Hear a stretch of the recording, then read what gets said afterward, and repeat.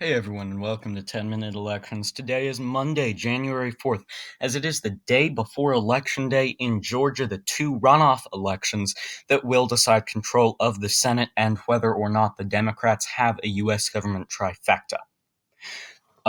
This is my second Georgia video. My first one I made a week or two ago. I will link that one up top.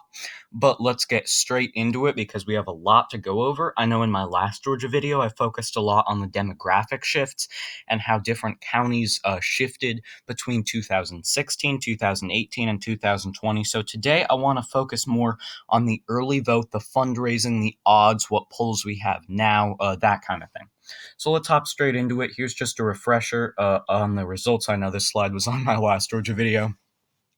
Presidential, Joe Biden won 49.5% of the vote compared to Donald Trump's 49.26 in the state.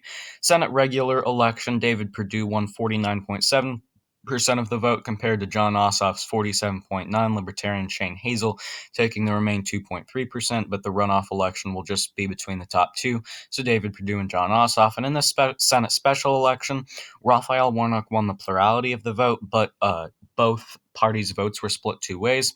So when you add all the candidates from each party up, you get the Republican vote at 49.3%, the Democratic/Green Party vote at 48.7%, and the Independent vote at 2%. So in 2008, that was the last Georgia Senate runoff. Turnout went down 43% from Election Day to the runoff. Saxby Chambliss, the Republican, gained nearly 8%, and a Republican has won all but one statewide runoff election. So let's talk about the fundraising. As of January 4th, John Ossoff has raised $106.8 million from donors, and Raphael Warnock $103.4 million. This is all from 538, by the way, 538 data. David Perdue, on the other hand, has raised $68.4 million from donors, and Kelly Loeffler $64.0 million.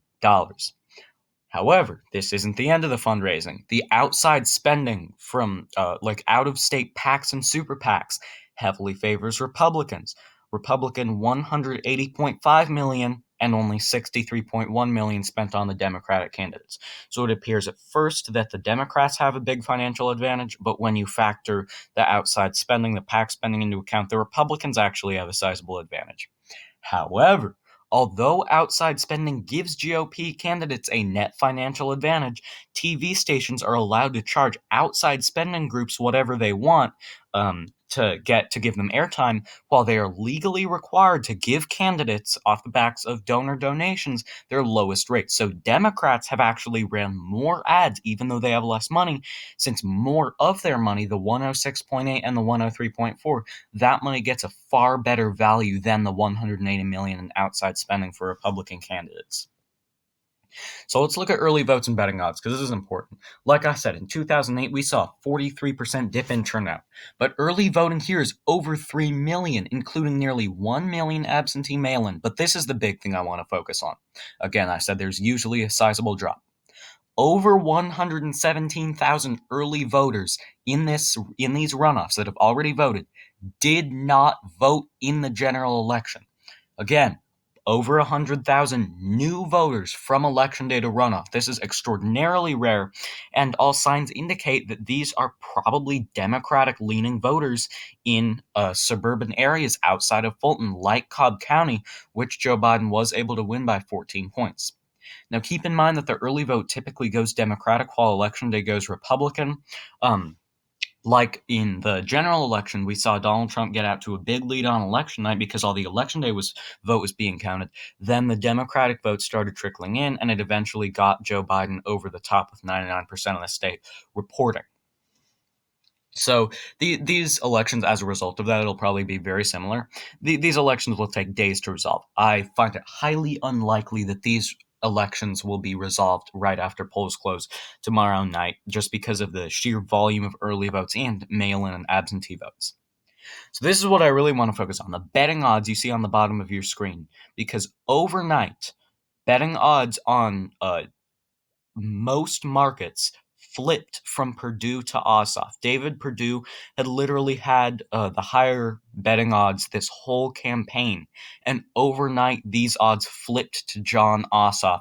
So Ossoff leads for the first time. You can see the bets have been trickling in for Ossoff recently, and on Predict It, which is the main political market, Jon Ossoff now stands at 54%. Raphael Warnock has been leading for a little while longer, about a week, as you can see there. He's now at 63%, as Kelly Loeffler's chances have gone down considerably. So let's look at the polls now. Jon Ossoff, the last time I made this video, Jon Ossoff was trailing David Perdue fairly narrowly. We were right about here. Now, Jon Ossoff actually has his biggest lead yet at nearly 2 points, and Raphael Warnock, who has for pretty much this entire campaign been polling ahead of Jon Ossoff. As you can see, even when Jon Ossoff was down something like 2 points, Raphael Warnock was up. Warnock is now up plus 2.2 compared to Ossoff 1.8. However, I know this may look good for the Democrats, but keep in mind that you need 50% plus one vote to win these runoff elections. You need an actual majority, outright majority, to win, which one candidate is guaranteed to obtain since there are only two on the ballot, unless there's a tie. An exact tie, and that would be incredibly rare, especially on 3-4+ million votes. So Ossoff stands at 49.2%, Warnock at 49.5%. This is promising for the Democratic Party because if this holds up, they need to win less than 1% more of the vote to win these elections.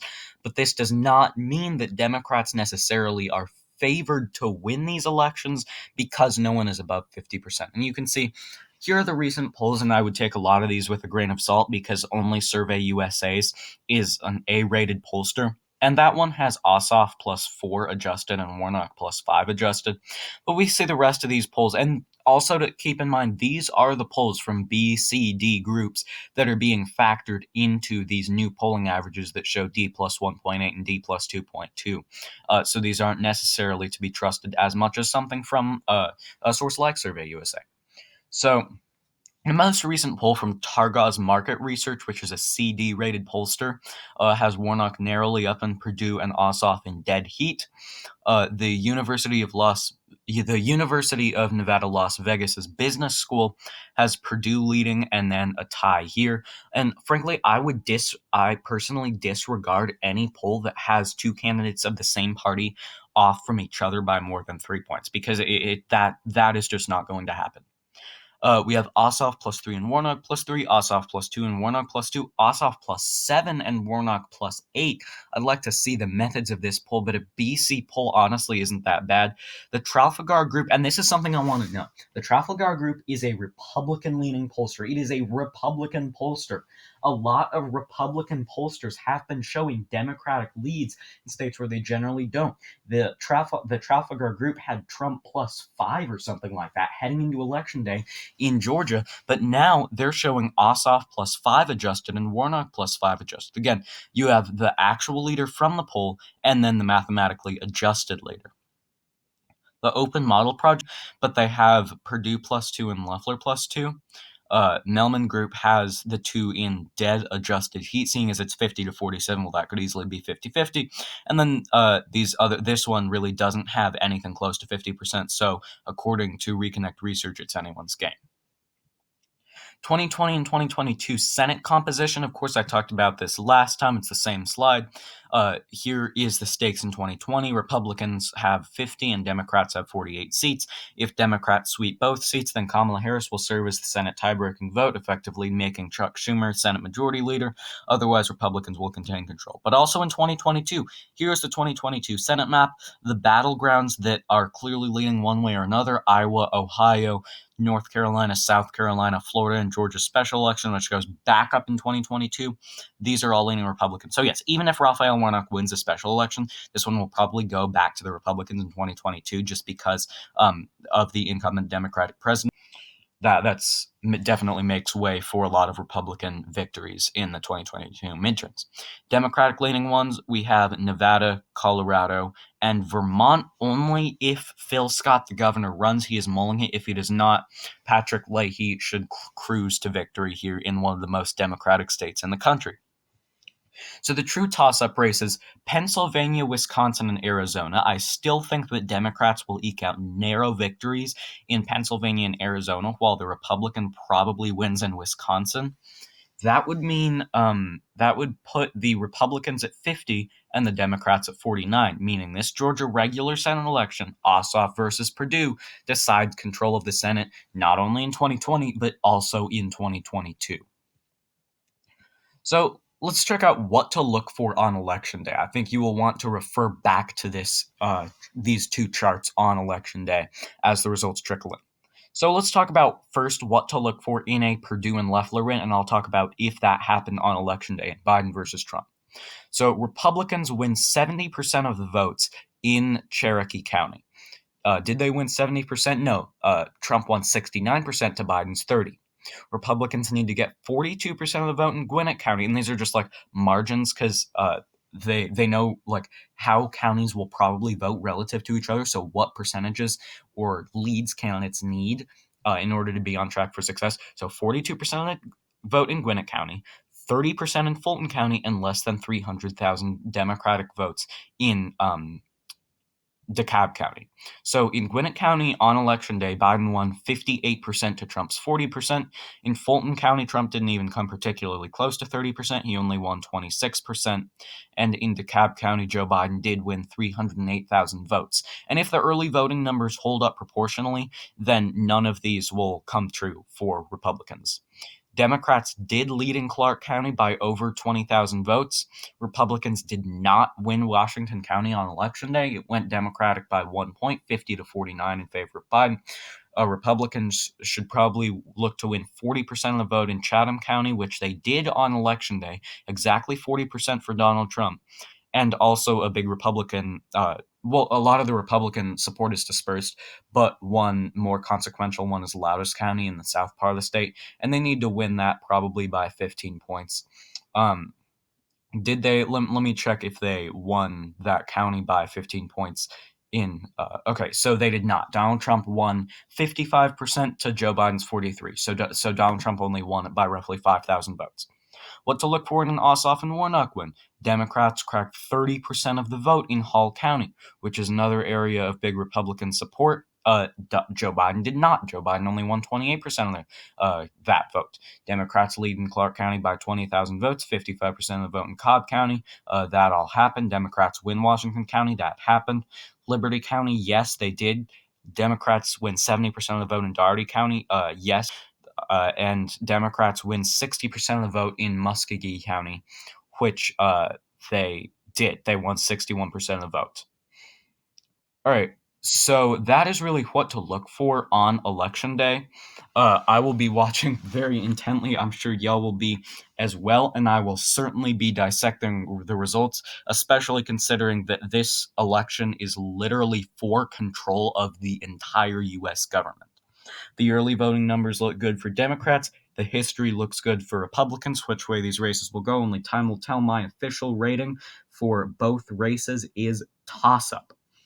Thank y'all so much for watching. I'm sorry that's a little inconclusive. I noticed that on my last video, the end screen was kind of cutting out a part of the shout-out question. So I will ask it again here. And the question was, what Democratic candidate defeated a Republican incumbent by just 312 votes in what proved to be one of the most contentious and consequential Senate elections of the past 2 decades? Again, thank you all so much for watching. Please like and subscribe if you enjoyed. I'll be back soon.